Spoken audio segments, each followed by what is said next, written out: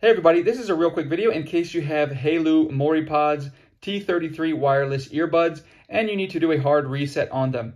Now you might want to do this hard reset for two different reasons. Number one is troubleshooting. If the earbuds will not connect to Bluetooth, or if they're not syncing with your device, or they're not pairing with your device, or if you're only getting sound out of the left or right ear, a hard reset can fix a lot of these issues.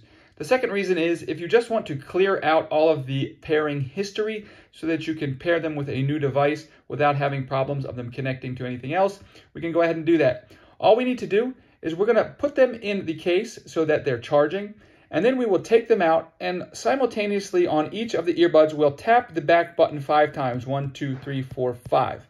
That will cause it to reset. Now once we do that, we can go to the Bluetooth device that we use it on and go ahead and have that device forget these earbuds.